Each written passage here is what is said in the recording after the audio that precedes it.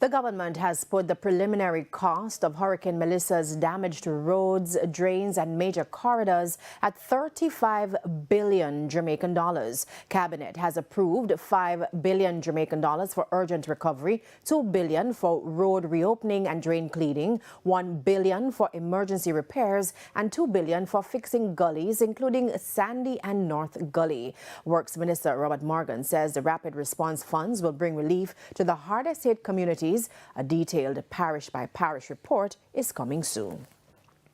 And the government provided further updates on recovery efforts island-wide today. Alia Bryant has that report. Water Minister Matthew Samuda revealed that relief and restoration efforts by the National Water Commission post-Hurricane Melissa will exceed 10.28 billion Jamaican dollars. That includes its restoration and repair work that must be done, purchase and rental of generators, and of course fueling of generators, purchase of additional water trucks, as well as engagement of private suppliers and running lift stations 24 hours a day in some cases where it is safe to do so, and of course purchase of water tanks. The primary takeaway we would ask that the media and the public take away from this discussion is the inextricable link of power and your water distribution. You cannot restore water where there is no power. In the short term, he says the NWSC has in place a comprehensive restoration and relief plan. That plan includes clearing access to sites, temporary repairs to raw water, transmission and distribution pipelines, installation of standpipes in communities without electric power where the water treatment plants in the area have power, trucking of water, both through the Water Commission's own trucks and through members of Parliament. In the meantime, Works Minister Robert Morgan is reporting that the National Works Agency NWA has cleared most of the blocked roads. Immediately after the hurricane, there were 396 roads which were impassable. That number has been reduced to 30. We have 123 roads that are 2 lanes and 248 that are single lanes.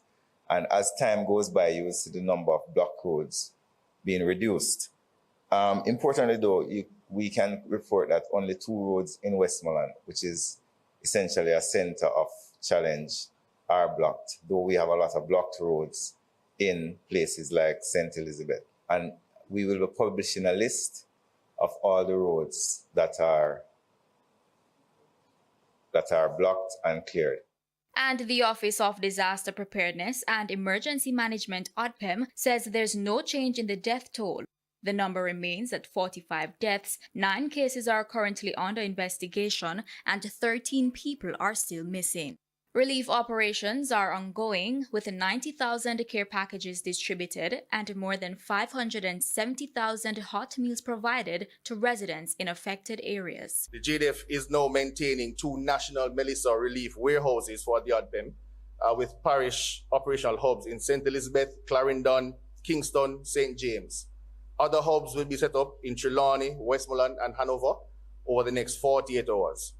The JDF also maintains some 22 disaster relief outposts and has completed some 207 flights to sustain air and ground logistics during the continued operations. Alia Bryant, TVJ News.